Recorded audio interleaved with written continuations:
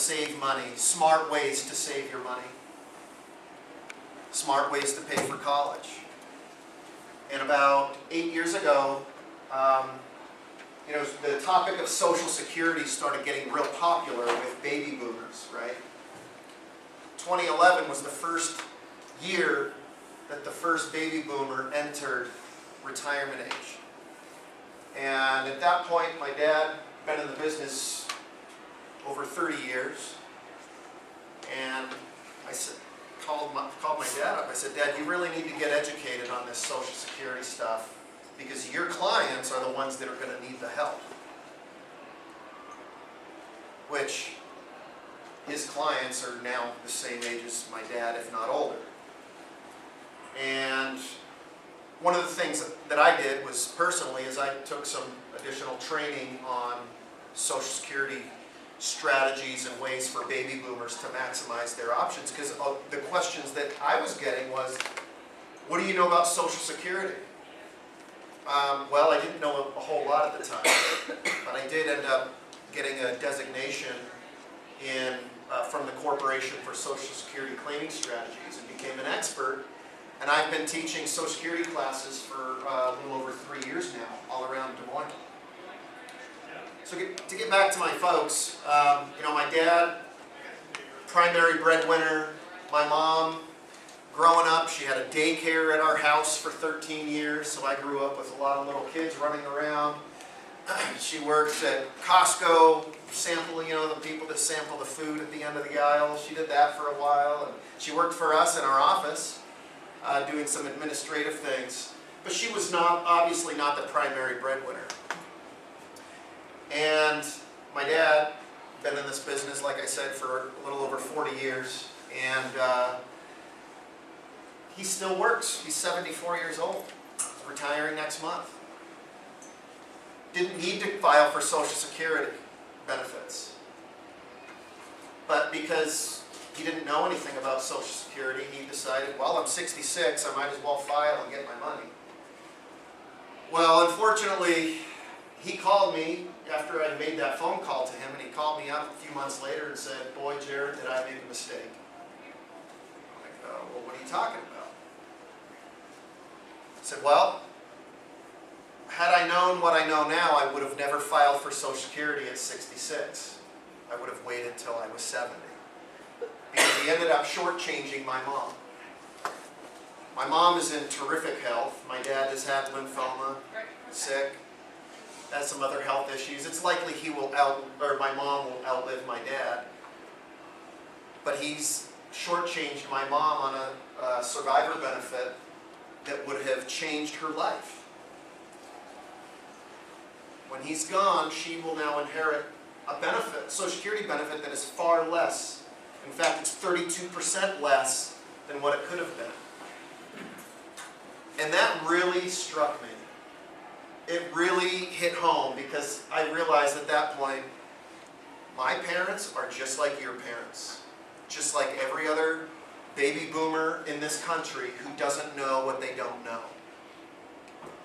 And I wanted to make a difference. So that's what encouraged me to really get out here, do some community education to help people figure out what it is they don't know so you can make educated decisions. Our office again is on the corner of 6th and Locust downtown in the old B of A building. And a couple things you're going to learn tonight. You're going to have a lot of information in a short amount of time. As I mentioned, we have about 1 hour. You may not agree with everything I have to say, but this is federal aid mandated by the federal government. So the rules are the rules. We don't make them. We just have to follow them, right? If you have questions, I ask that you write them down on the note sheet, the lined paper that you all brought in with you. And I will answer questions at the end. We can go down some rabbit holes with questions, and then we'll just push our time out, and I want to respect your time. But I will stay back and answer questions when we're all done. If anything, take the notes, take them home, create a file for you and your child or children, and start building a file that will help you make an educated decision when it's time to decide on what school your children are going to go to. Another point I'd like to emphasize is this isn't just about you, the parent. This is a collaborative effort between you and your children. When we send our kids off to school, it's the time where we finally send them out into the world, give them some autonomy to make decisions on their own, but yet most of the folks in this room are parents who take on that financial responsibility. I encourage you to involve your kids in this process and educate them on the realities of the cost of college. And perhaps a work-study program may not be out of the question, and some participation on their behalf. Now, one thing I always tell people, paying for college is a luxury. Paying for retirement is a necessity. And if you don't get college right, you're not going to get retirement right. And we always talk about the importance of coordinating college planning with your retirement. Because if you're age 50 and you have a junior or a senior in high school, and you haven't saved, put away a good chunk of money for your kids, you're going to be borrowing money from your retirement accounts to pay for school. That can drastically change your plans for retirement. Talk a little bit about the cost of college. Now, it didn't show up very well here, so I'll explain. Today's cost for in-state, University of Iowa, $9,400. Out-of-state, $31,000. Iowa State, $8,600 in-state, $22,000 out-of-state. Drake, doesn't matter if you're in or out-of-state, $54,000 a year. University of Nebraska, in-state, $94,000. Out-of-state, $25,000 a year. University of Kansas, $10,000, $26,000. Northwestern, doesn't matter if you're in or out, $52,000 a year. The costs are on the rise, and the average annual increase for a private school is 5%. In blue are today's costs for a private school, public in-state school, or 2 years community, 2 years four-year college. In blue is today's cost. I know those numbers might be hard to see, but let me fill you in here. Private school, $134,000. In 2033, 18 years from now, $323,000 is what it's going to cost. For a public in-state school, $39,000 today, $94,000 in 18 years. So if you have a newborn in 18 years, it's going to be a lot more expensive. And for 2 years of community and then 2 years of private, $77,000 a year, and in 18 years, $186,000. You know, we especially here in Iowa, we see on the news every year, college tuition costs are on the rise. They're on the rise. Let me ask you a question. Do you believe taxes will be higher or lower in the future? Higher. Right? It's the same answer. I don't care who I ask, it's the same, right? Exactly. College tuition costs are going to follow suit. Why do they keep going up? Why does the cost of college keep going up? Decreasing government aid, rising costs of maintenance and infrastructure to the school, changes in technology, increase in salaries, and maintaining and establishing their prestige, right? Some schools get more money than others from the government, which is reflected in the type of aid that they will make an offer to you with. In 2000, the four-year university was $3,500. Today, $9,600. That's a 275% increase. If we applied those same numbers to a gallon of milk, today's cost of a gallon of milk would be $7.67. There's three types of families that need help with college funding. Families with total financial need, meaning everything has to be 100% accurate and done correctly the first time, because mistakes can be extremely costly when you're planning. Families with partial need, which is the majority of Americans, right? It all depends on which school and how assets and income are positioned. Every school is going to look at your situation with assets and income and determine your EFC, which I'll explain in a few slides, or Gene will. And then they will make an offer based on your situation. And every school will make a different offer based on that. But one thing I'll get you to start thinking about is what fit is appropriate for your child based on financial, education, and social needs. And then we help find the college that is an appropriate fit based on those three factors.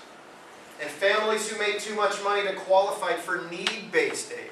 If you're thinking, oh, we make $150,000, $250,000 a year, we're not going to get any money.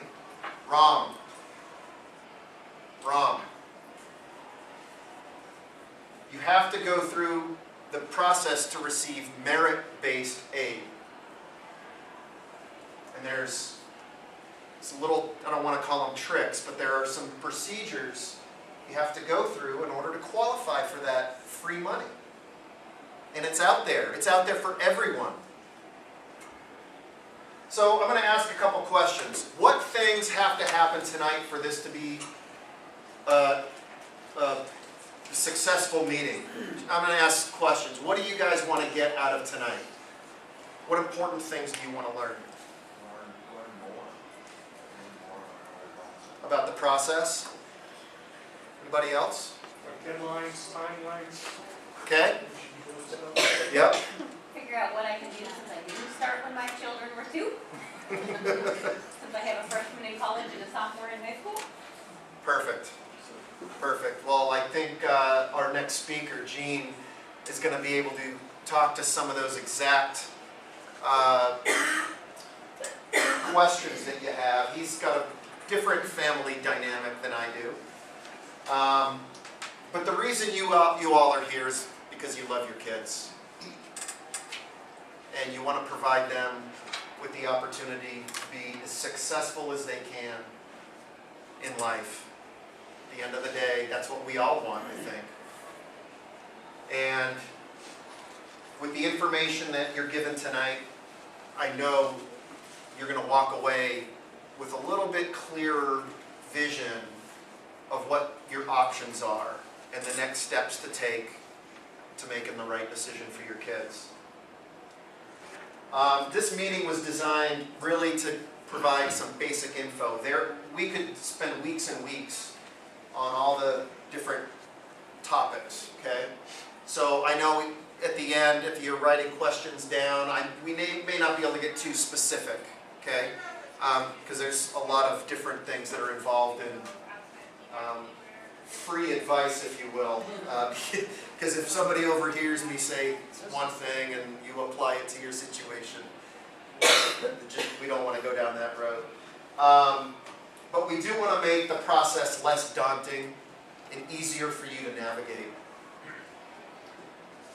The amount of forms, documents, deadlines, fees are overwhelming as you get closer and closer to that senior year. And we are in the hottest, literally the hottest time of year for high school seniors, because November 1 is a pretty important deadline for almost, I'd say, 90% of the schools in the country.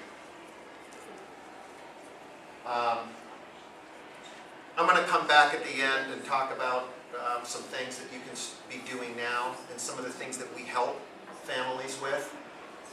making this process a little less stressful. And again, I do want to stress the importance of making this a collaborative effort with you and your kids. It's not just you.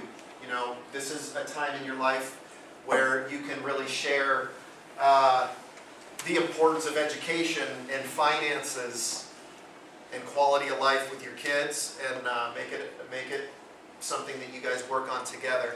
At this time, I'd like to introduce Gene Russell. He's going to share a little bit of his story with you guys, and then get into some of the details, and I'll come back here at the end. Can everybody see okay? Probably a little better now.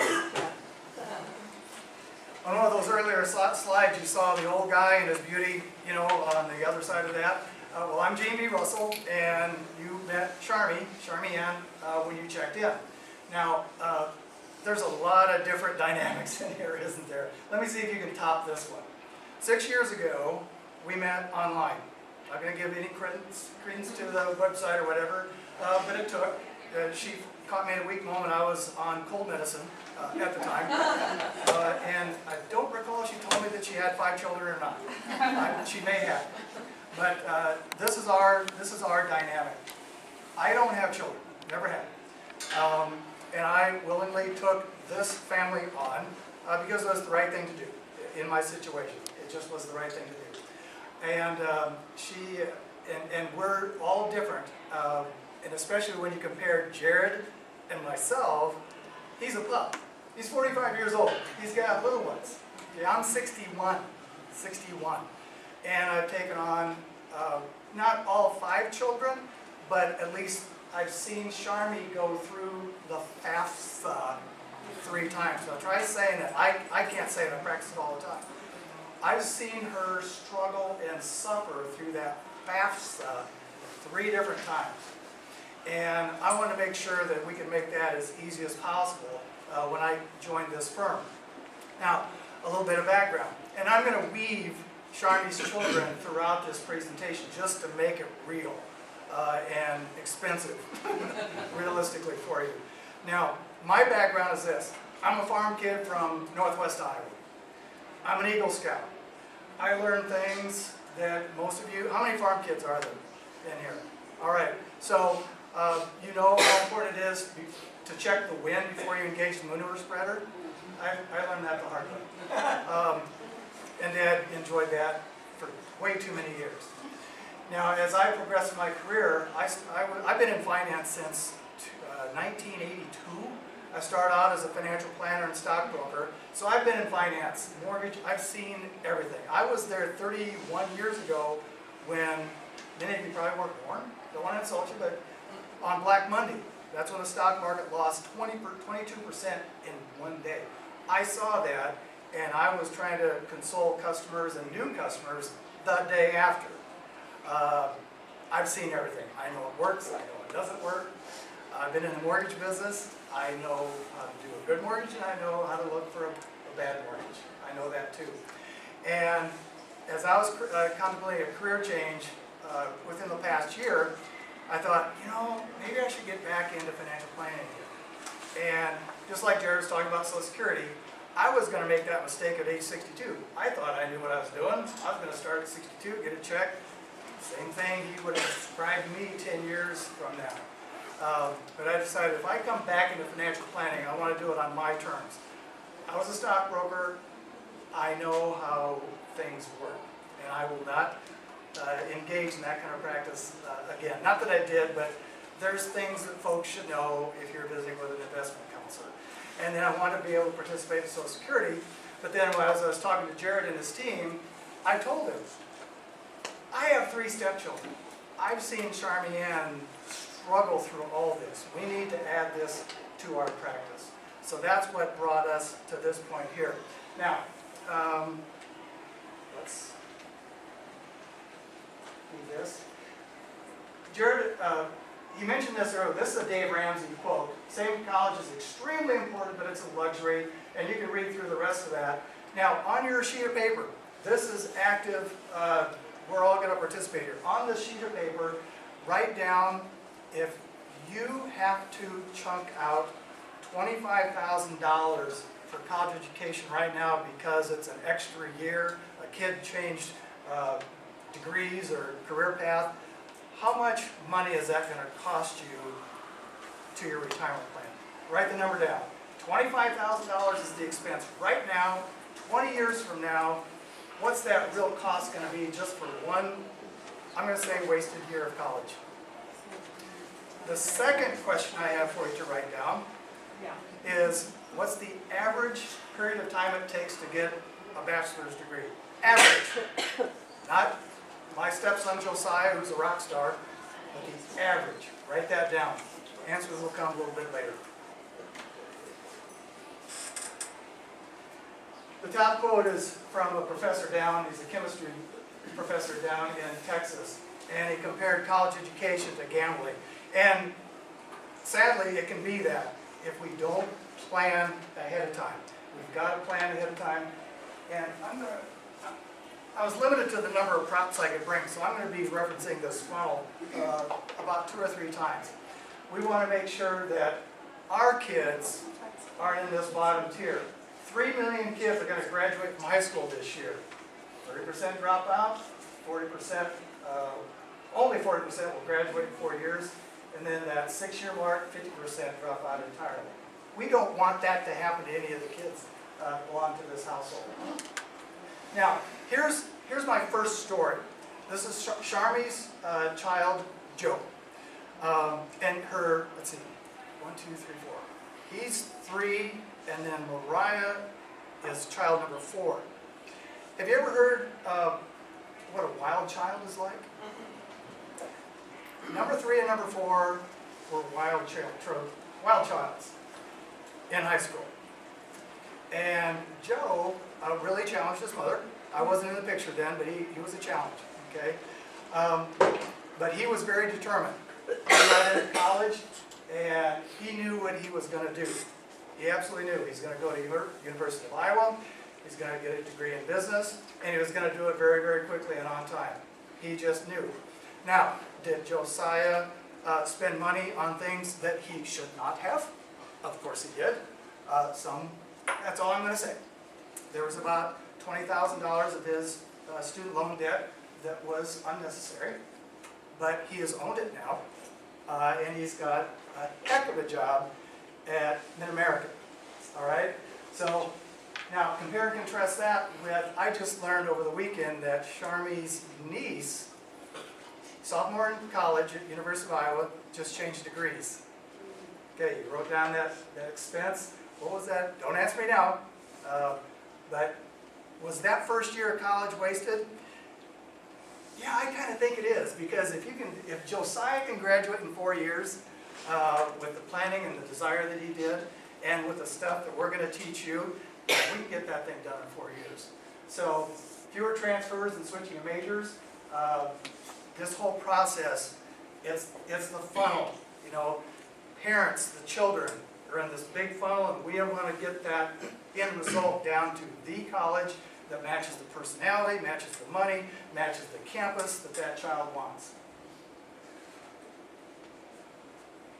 Now, again, after with Josiah, using him as an example, he graduated in 4 years. I did not think that was going to happen, but he knocked it out in 4 years, working for Mid-American right now, and he is on a fast track. It is unbelievable. Now, let's switch over to child number 4, Mariah. Again, wild child in high school, but she gathered together. She realized, you know, in talking with her mother a lot, that 4-year degree wasn't going to be it. It wasn't the fit. So she went to DMAC, and you know what? She got a volleyball scholarship for 2 years. And then with that was growth and maturity. She was more responsible, I believe, with her money, very, very conservative with her money. And her commitment to the volleyball program up there got her a scholarship to UNI for her junior year. Now, she didn't get that renewed in the senior year, but she's been working her tail off now to make sure that she's able to pay for that. So 2 different children and how that's weaving in. Now, I want to be able to show you this. This This slide came from the Federal Student Aid Annual Conference last year. And I'm going to bounce back and forth here because I want to make sure you all see the uniqueness of this slide. This column right here will be your income. So find your income group, and this is the number of FAFSA applications. Federal application for federal student aid. That's what that stands for, FAFSA. Has to be filled out every year.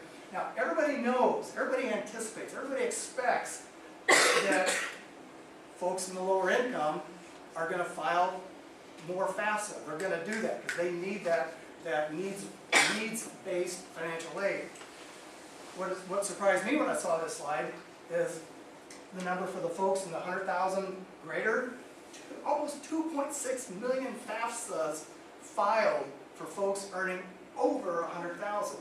Okay, that's surprising to me, but what's shocking, the thing that bothers me the most as an advisor, as a college planner and student services person, are these folks right here. From 60,000 down to here, you add all those up, that's a lot of people. They don't match the folks that are over 100,000 household income. Something's, I don't know what's going on here, whether it's messaging, they're giving up or whatever, but we've got to pay attention to this. And folks on this side of the room, these are the numbers that are shocking to me. You add up $60,000 income from right here, boom, boom, boom, boom. I touched the screen at this smart board. That's a smart, I'm going to stay away from that.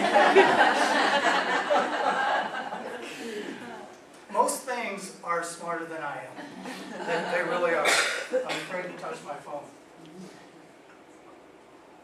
Okay, so that's kind of the shocker thing. I don't know what the answer is, but this is coming from the folks at Federal Student Aid. There's a gap there that we just need to close that gap. So is that saying that the last column is the people who actually get that financial aid, or what's that? This is only a FAFSA application. It's the number of FAFSA applications. Like there's, how many households are in this household right now, or in this room? 30 households? So we'd be 30 if we're on that, in that column. Okay, and the percentage is what? So All percentage of the total. What's that? Oh, I see. So 15% are the 100,000 above Yes. of the total. They made up 15% of the whole United States. And 60,000 and 70,000 is only 4%. Yes. Okay. Yeah. So if you add up all these small percentages, they're coming in, this is 2.5, almost 2.6 million. You add up all those other percentages where they're not filling out their FAFSA and it's free. And that's the beginning point of all the federal student aid and such. I don't know what's going on. I just don't want the folks in this room to be in that category, not filling out their FAFSA. All right, there's two parts to college planning. Number one, college funding, and then college services, or student services. The first thing we're going to do is we're going to talk about the college funding component of this. Now, here are the common areas that we save for college. Out of personal savings, retirement dollars comes out of retirement, scholarships, borrow. Now, just think about this. This is another kind of a quiz question. Is it better to take out a home equity line of credit or a fixed second mortgage for college education? Don't answer, just think about that. Next thing is grandparents. Oh my gosh. From a financial planner's viewpoint, grandparents want to help out. But there's the right way and there's the wrong way. A lot of folks are taking out their required minimum distributions at age 70. We visit with a lot of folks, how can I help my kids? You know, how can I help my grandchildren?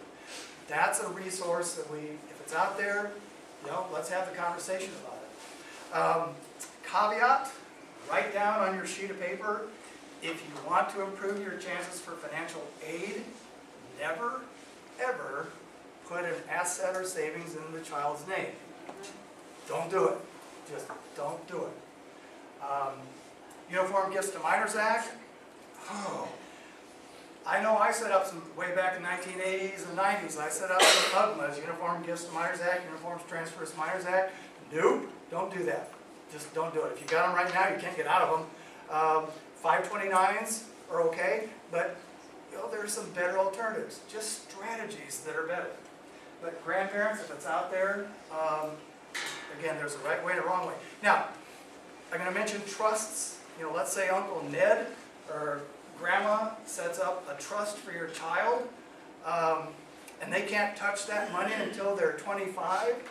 When it comes to federal financial aid, it's going to count as an asset. It's going to count. And we're going to talk about the assessments that they do in a few slides. Go to a less desirable school. Well, that's what Mariah did. She recognized that a four-year degree wasn't, or a four-year college university wasn't going to be the right fit, freshman and sophomore. She went to DMAC. That's okay.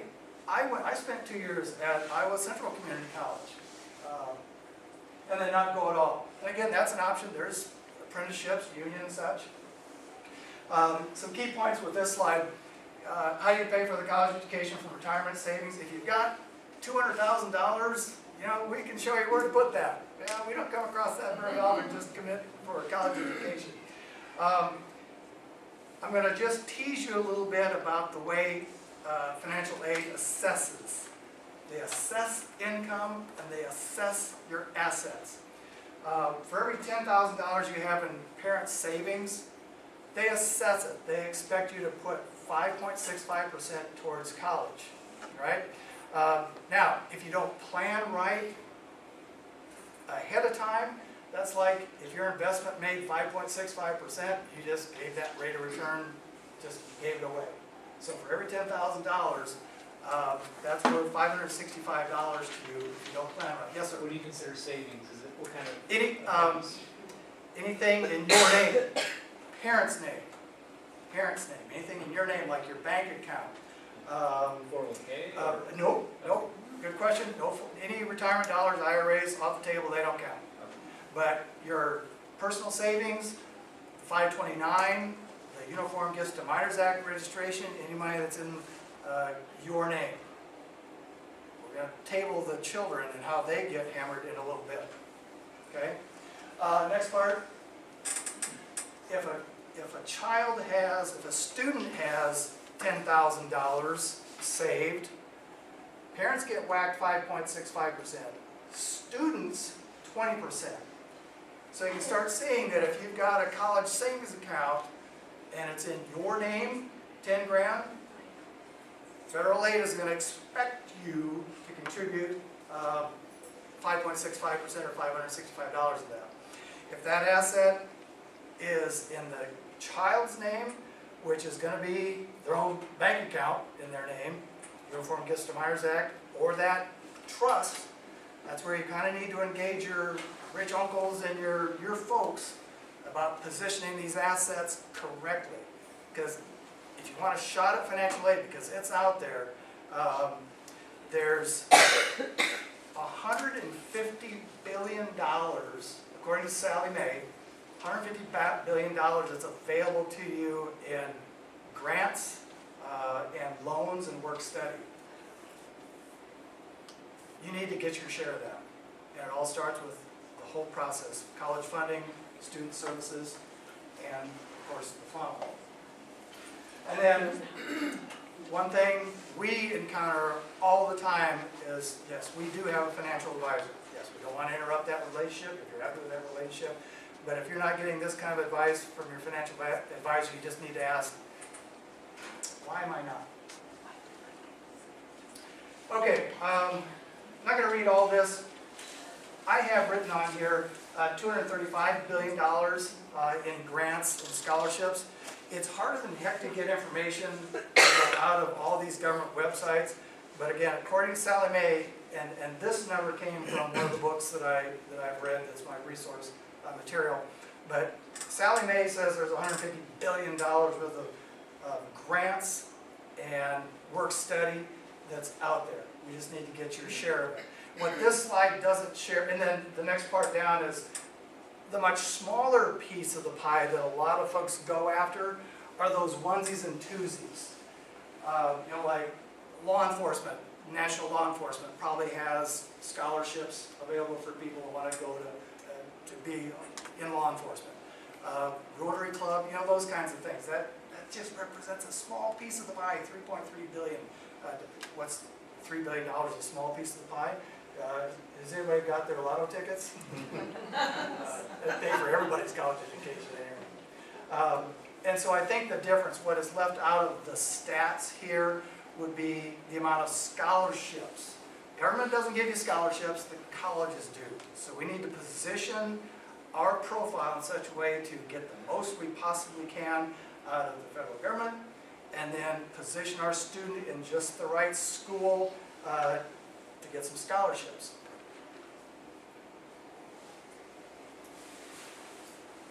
We're gonna kind of segue into the borrowing part of this. Could you This please go again, back? I'm sorry? Could you please go back? I read course. one statement there that, last statement that it says, if somebody asks $2,000 tonight, don't. Oh, yeah. Could you please? Thanks for bringing that up. So, you know, I get a lot of phone calls, and you get the emails about send me money and to get me out of jail or whatever that stuff is. The call centers from Pakistan, I don't know where they're coming from. But if you get that phone call, and I attribute it similar to the calls that we get from the IRS saying if you don't pay this bill now, we're going to send the cops out to arrest you, that kind of thing. Oh, okay. It's that kind of thing. If there's that kind of urgency where they're calling you, oh, Joe, your son Joe just qualified for student aid. You know what? Get in on this. I'll need your credit card tonight. What's your expiration date? No. Thanks for pointing that out. Now here's the borrowing part of all this. Again, if it comes down to borrowing, we need to do it intelligently. The first thing is the lowest interest rate possible. Slides are coming from the options for the student aid portion of this.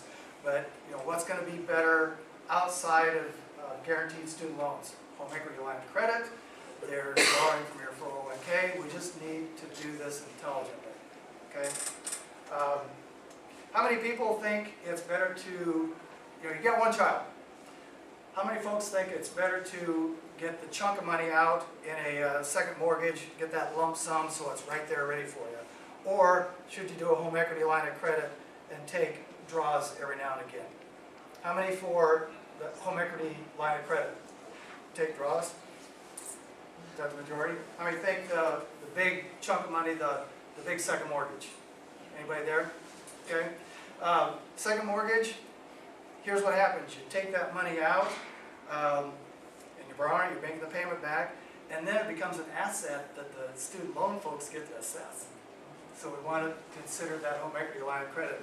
Can you take it out after the point in time that they test that? Can you time it right? Let's answer that question. Sharmy's fifth child is Micah. 16 and a half years old, brilliant student. I just can't relate to the amount of intelligence that this family has. I thought there'd be some osmosis, none of it's rubbing off yet. None of it's rubbing off. 4.0, he's taking engineering classes for DMAT already. And so, I'm sorry, what was the question? I just lost my train of thought. Timing, can you time the mortgage? Oh, the timing, thank you. Yeah. So he's just started a junior year. Write down PPY. PPY. That equals prior year. So right now, when he started his junior year, in fact, January 1st of this year, everything that Sharmy and I have on the books right now is going to get clipped. It's prior year. So our income this year is going to be clipped for 2 years from now when he goes to college or fills out his FAFSA. So if we had, let's say, $10,000 in our name on December 31st and moved it to a legitimate place, it wouldn't be assessed. But the junior year of your student, that's prior year. That's when your income gets hit, and that's when your assets get hit. So January 1st of when your child is a sophomore, and then he or she moves to a junior in the fall. Does that help? Does that answer? Okay. All right, another key point. There's a lot of key points that Jared and I are going to probably repeat. College is a business. Write it down. College is a business. Second line, you have to write down. No one should pay retail. No one, I don't care what your income level is, no one should pay retail for the price of college. Oh gosh, there's a third one there. Jared, what? You know where I'm going with this? Leveraging. Leveraging, thank you. College is a business. Financial aid officers will leverage the money that's available. They will absolutely leverage. There's old stats out there, probably in an upcoming slide, where so many private schools will leverage the Sam Hill out of scholarships and grants. Public colleges, a little lower amount, but just count on student aid being leveraged because they want to get the most people in for the least amount of aid going out. It's business, folks. Nothing personal, it's just business. So with our help, we can help position. And just go on down through the line here. Boy, there's just so many things that go into this. What is more, quiz question, what's more difficult, IRS rules or federal student loan rules? IRS is like a 75-piece puzzle. Federal student aid, you've seen the big 1,000-piece puzzles? That's what that is. Again, it comes down to planning, doing it right, catching the fun. Yeah, that's our intent.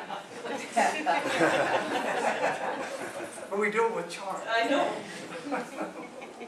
All right, here are the student loans. Just take a peek at this. Make note that Perkins loans are gone. Charmy's Joe got one. Because they cut it off September 30th of 2017. So no more Perkins. No more Perkins.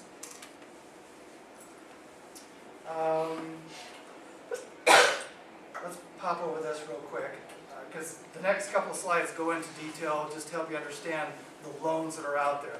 Okay, the first one, myths and such. Who can help us? I know in Ankeny, we have, what, 10,000 kids in every grade? I don't know. Can a guidance counselor handle 400 students? Can you get the best advice? Bless their heart, they'll help you with the FAFSA, perhaps a little bit. I know West Des Moines is engaging folks to help with that. But a guidance counselor, no, we got to take it upon ourselves. It's definitely not easy to apply. Grades too low. Part of this student servicing part, if you graduate from high school like I did with a smashing 2.81 GPA, I'm not going to get into Iowa State College of Engineering with a scholarship. Just not. But there are schools out there, and that's where we have to use the funnel, find the schools that do accommodate that overachiever like Gene B. Russell in 1975, was it? Income too high, we just have to do it. We have an example where, and it wasn't out of our office, but it's out of an affiliate in Texas, where the parents wanted the student, guess this, the parents wanted the student to go to the Texas school down there, huge campus. Well, meeting with the parents and the student, they sensed that, boy, this just wasn't the right fit, just not the right fit. And the family contribution was going to be like 27 grand down there. And they did the research that we do, you know, meeting with the students and such, and we found that little old Cornell University up here in Mount Vernon was the fit. And the estimated family contribution wasn't going to be $27,000, it was going to be $19,000 at a private school. So we just need to get the filter out and listen to everybody, their goals and objectives. Special groups, I'll tell you the group here. When Charmy was filling out this year's FAFSA for Mariah, there was a category, and forgive me because I don't know the acronym, the LGBTQ, whatever that is. There was a category that if you fit in this, you get a special loan. That's a special group. And then homeowner, don't worry about that.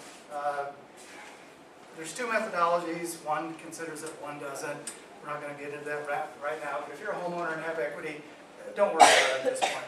Okay, let's dive into the types of loans here. The federal direct Stafford loans, they have the part that's subsidized and unsubsidized. So whether you're a freshman, sophomore, junior, or senior, there's certain dollar amounts. Let me pop to that real quick. Here are the dollar amounts. When it says subsidized, that just means that the federal government is paying the interest. They're paying the interest while the student is in school. Okay? So, not that it's tax-free or interest-free, but the government's paying for that. Taxpayers are paying for that. And then the unsubsidized part, that's where the interest accumulates while you're in school. So what we've been doing for Joe, while he was in school and out working at Mid-American, we were paying that interest. We were paying that interest, just to keep that off the books. Oh, does anybody need some more of that? And then here's the parental loan part of this. Sharmi took out one for Joe. She believed in that child, and she took out a parental loan. Joe is owning that loan right now. So the wild child in Ankeny High School that everybody knows, you mentioned Joe's name, I think folks in 3 counties know that boy's name. But he's owning all this stuff. So federal direct parent loans are out there. This is where we look at what is better to borrow, whether we use the home equity line of credit or this parental loan. Okay? All right, some acronyms. What I want you to focus on right now would be the expected family contribution. And this is where and just write that down now, EFC, estimated financial family contribution. I've got a hot chart here in a little bit that is very high level, 50,000 square feet, or feet up in the air. And then cost of attendance, I'll factor that in here in a little bit. Gene, if I could. Yes, sir. Just go back to that slide for a minute, please. This one. Yeah, this formula on the bottom, the cost of attendance and the EFC, is the formula all schools use to decide what they're going to give you, how much you're eligible for. That is absolutely the formula every school uses. Okay, so just that's one thing I want to really drive home for them to remember. Thanks for catching that. But is that need different for each school? Yes. Because it'll depend on the cost of attendance. So if Iowa State's $8,000 and Drake is $54,000, it'll change it. You know, just like the example I gave you from the Texas student. So the parents wanted to go to Texas, their estimated family contribution was going to be, you know, they factored in the college costs at a public school, and then their estimated family contribution was X, but then they found that coming up here to Iowa with the endowment that's available at private schools, they were able to reduce that. So I guess my real question was, is the EFC the same for every school, or is that different? It'll be different. That's what, Oh, like a thumbprint. obviously the cost of attendance is different, but the EFC, it's different for each school too. Well, the base point is the cost of attendance. That's what's going to be different. Your financial situation doesn't change. If you've got $10,000 in assets and $100,000 a year in income, that's a constant. That won't change. That won't impact the estimated family contribution. All right. The dates, you know, we're in that hotspot. Jared mentioned this. We're in the hotspot right now filling out the FAFSA. One other thing, when January 1st rolls around, you really don't need to hop on at 12:01 a.m. on January 1st. You really don't need to do that. But if we're going after private money, endowments, or what have you, yeah, we need to get at the top of the pecking order with that.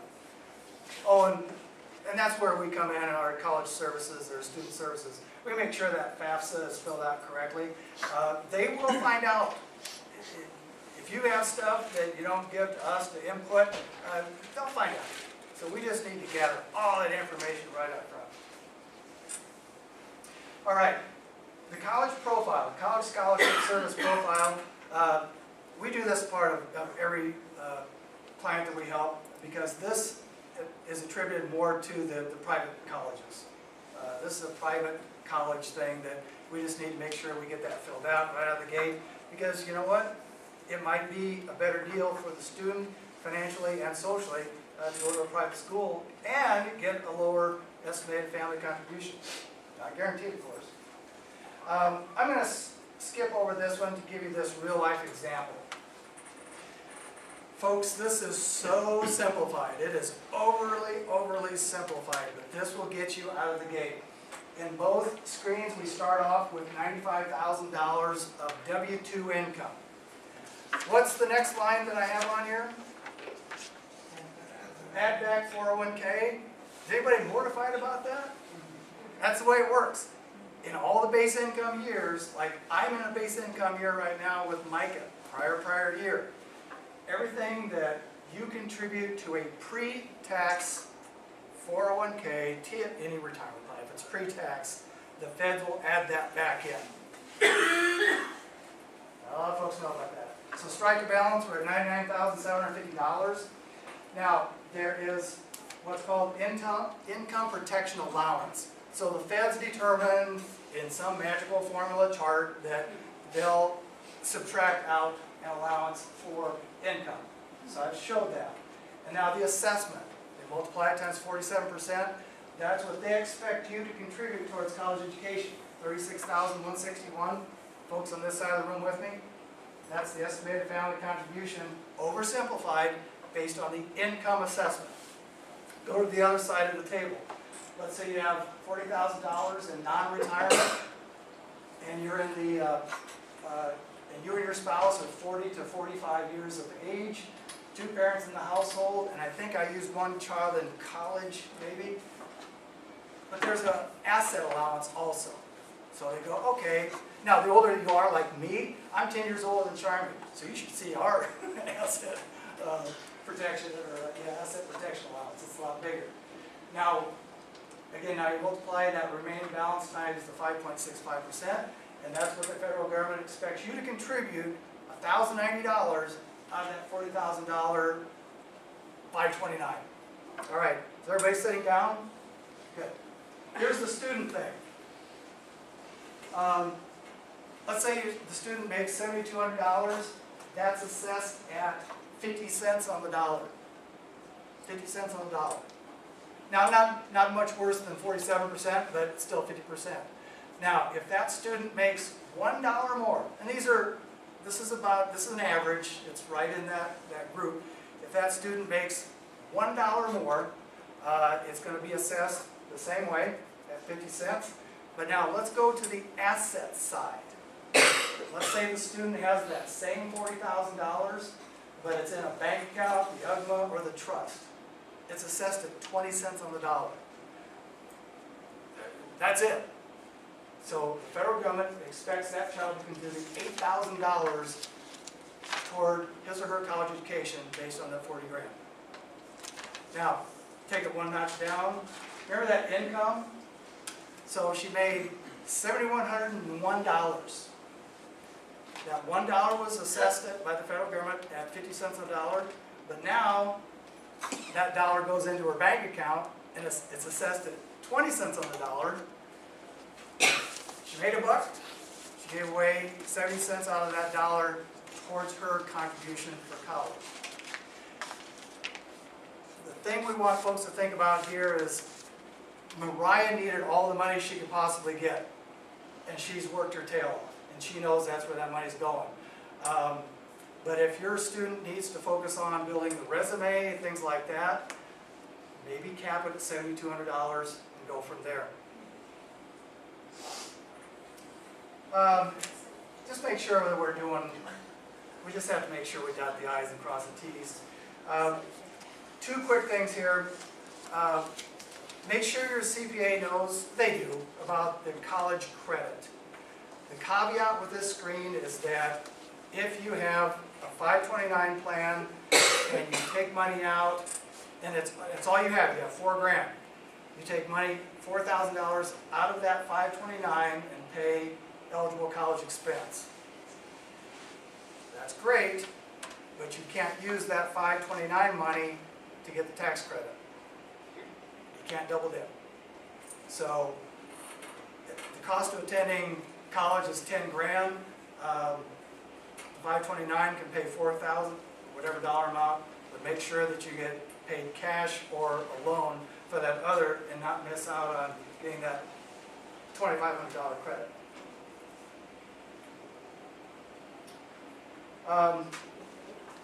These are the things the students should participate in. I'm going to add 2 things. Clean up social media. Clean it up. And then take as many classes here at DMAC as you possibly can. Gene, I'm going to just step in here for a second. Can you go back 2 slides? Okay, when Gene started off, we said there's 2 parts to college planning. College funding, which is how you're going to pay for it. Student services is how you're going to get there. So we do both. Student services, which is helping you and your student decide on what school they're going to go to and how to get there, based on, next slide, these criteria. These are the 5 primary categories in student services that help you get to the school you want to go to. It's a good fit. How you pay for it is college funding. How you're going to pay for it and ways to position your assets. Do you mind if I? Nope. I'd like to, I really do want to keep everybody on time. We're just at an hour and I want to kind of hustle through. But I do want to count on, or touch on some of these important points of student services and what they do. This checklist here identifies everything that is involved in student services, from identifying your EFC, calculating your CSS, your EFC, your CSS profile, helping your child while they're in school, in high school, deciding on which test to take based on their preferred major or their interest, and what school, how the school they want to apply to looks at the SAT or the ACT. Which test should you take? Deciding on the career they are interested in. There's 2 types of tests that we make available. The major, a college search. You cast a wide net, and then just like Gene's funnel, we're going to funnel it down to identify a few that are a really good fit for you and your kids. Student positioning based on academics, social, and financial needs. It isn't just about, oh, I like that school because of their colors. It's, when I go to visit, do I feel good as a student? Is this a place I can see myself going to school? And is this a school that you can see your kid going to and fitting in and adjusting? Facilitating the visitation to those schools. Admissions applications, we help you with. The FAFSA, we help you with. And last but definitely not least, is the appeals process. The offer you get from a school is just like the offer you get when you go to a car dealership. It's negotiable. But you won't be able to negotiate unless you know how to appeal that offer.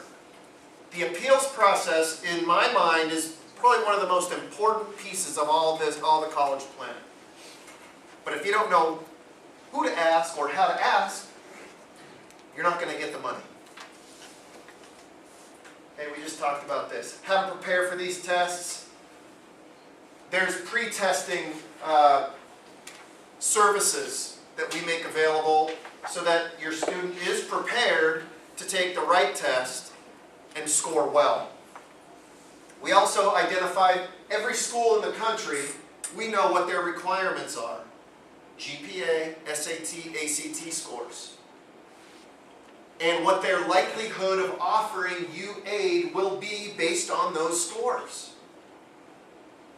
And from that, we will identify, okay, did they get into this private institution, a Northwestern or a MIT or a Harvard, or did they qualify for one of these other schools? But our database, we use a software program that, I don't mean to sound, like we've got big heads, but we know what every school is looking for. Literally, we can tell you, and it's a software program that actually you guys, when you work with us, will have access to really tap into what schools are looking for. What should you do? You could do it yourself, and the colleges will love you for it. You could go to your accountant, but doing taxes is not like applying for college. Your high school guidance counselor, 480 to 1 student. 480 students to 1 counselor.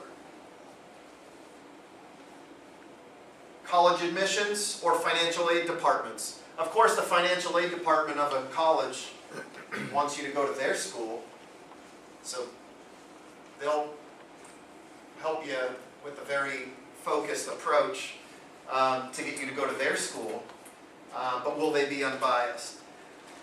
Student services and college planning involves all of these. We're putting a lot of stuff up here, but this is the reality of it. There's so much information. It's hard to get through. We're here an hour and 10 minutes now, an hour and 5 minutes, and we're just scratching the surface here. But there is so much involved in the college planning process. But these items that are checked off here are exactly the deliverable, if you will, in what you can get out of a student services program. There's a timeline for success. What should you do and when should you do it? Well, when we're in your junior year, these are the things that we need to start thinking about. And in your senior year, these are the things that we all need to start thinking about. We help make sure no deadline is passed. So really, in short, what I want to say is the student services and college funding, we eliminate that stress, just like we eliminate the stress from folks that are nearing retirement, getting ready to file for Social Security and about to make the biggest mistake of their life, and we show them how they can make an extra 32% in retirement. Don't worry about it. There is help. And if you were like me 5 years ago, I had no idea that there were student services available that walk parents and students through an entire process to take that stress. Unless you have 200 hours to do all this online research and do it all yourself, which most parents don't. There's a lot of dual income families in Iowa that you got to do it right if you're gonna do it. Gene, this is your slide. Yeah, go ahead and click there. No, yeah, right there. So if that first year of college just kind of flits away, change merger or change major, whatever, and the student or you took out a $25,000 loan, principal and interest repayment would cost you $39,600 over that 20-year period. Don't click anything. What's the cost of taking that money instead out of your retirement plan? What'd you all write down? How much? 100,000. 100,000? Who else? I did 70. Okay, click it. Oh, I did. $66,300. That's what disappeared from your 401k portfolio because of that one lost year. Now, what's the average number of years it takes to get a college bachelor's degree? 5. 5, yep, 5.8. 6. Rounded up to 5.9 is the average, right? And that's, I don't know how they get to that figure, right? But 5.9, 6 years. We all think, oh, college, 4 years, right? No, not anymore. But what's that extra 1.9 years going to cost? And there's just one extra thing, if you use time value of money, and instead you did that that's a $165 payment for that student loan. If instead, you're paying it, but what if you didn't have to pay it? If you put that money into 401k or Roth, you'd have $66,000. Just time value of money. So we're getting near the end here, folks, and what do you do next? You want to figure out what your EFC is, what you're going to have to pay. Is it going to be $19,000 or is it going to be $8,200? Which colleges might be the best picks for your students? Will someone talk to me about my family situation? When you came in, we handed you a evaluation sheet where we offer a free consultation to everybody that attends. There's no cost for that. It's a 1-hour free consultation.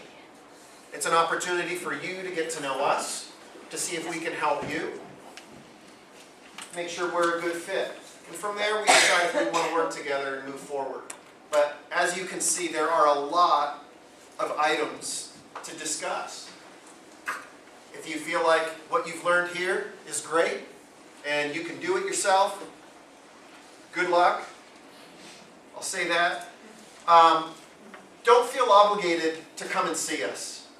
We are extremely busy. And out of respect of your time and our time, we do ask that if you really do want help, check yes, I would like a free consultation. If you don't, I'm not going to call you.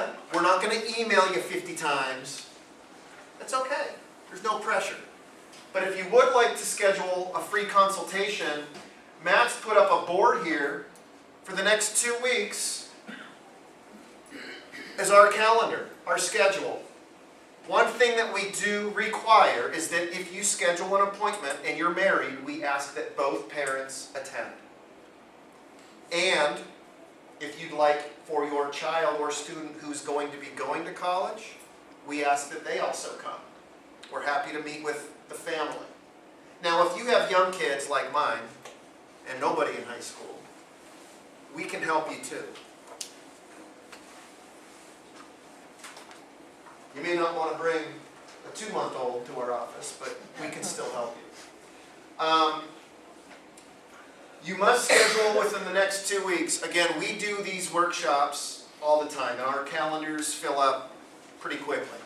So if you want to get in, this is really the hottest time of year for us in college planning. It is pretty crazy with applications and deadlines and everything else. So we do ask if you're going to schedule, get in the next 2 weeks because we're doing another workshop in 2 weeks. Provide a number where you can be reached tomorrow between 9 a.m. and 12. If you can't be reached then, provide us with a number where we can reach you after hours. Everyone usually ends up requesting a free consultation. If it's not scheduled by the end of tomorrow, we can't guarantee that we'll be able to see you, or when exactly. Likely by the end of the year, but no guarantees. So what you'll get out of meeting with us is you can do it yourself. You're maybe in a situation where you got it figured out, and at least you've learned from us that you got this handled. Awesome. Again, this is educational. This is for you to make educated decisions and choices.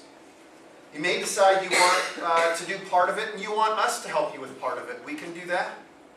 And you may decide you don't want anything to do with this college planning process and you want us to take over. We can do that too. Here are a list of things that if you do come in and see us, we have to coordinate your benefits with college planning. This is, we specialize not only in college planning, but retirement planning as well. And we wouldn't be doing you any service if we weren't considering the long-term picture for you and your family. So we ask that you bring in your most recent W-2s, bank and financial statements, your child's GPA, SAT, or ACT scores. All of this information, should we decide to work together after the first appointment, we have to have this in order to move forward, okay? Both parents and student have to be involved. We need your brokerage or insurance statements because every school is going to look at your assets and income, and we will be able to determine which schools that you're interested in how they're going to view those assets, because every school's different. And a list of top 5 colleges or universities of interest. I just want to say thank you, Gene. Did a great job. Thank you guys. If you'd like, go ahead and take some time to fill out your evaluation sheet. Come up and tear off. Those are little sticky notes on the day and times that we have available. Matt, if you could hit the light around the corner so people can come and see. And we're going to ask you to file out this way if you have questions. Gene and I are going to hang out here and answer any questions you have. But thank you very much. You can just pull these off, stick them on your sheet. Let me turn it in.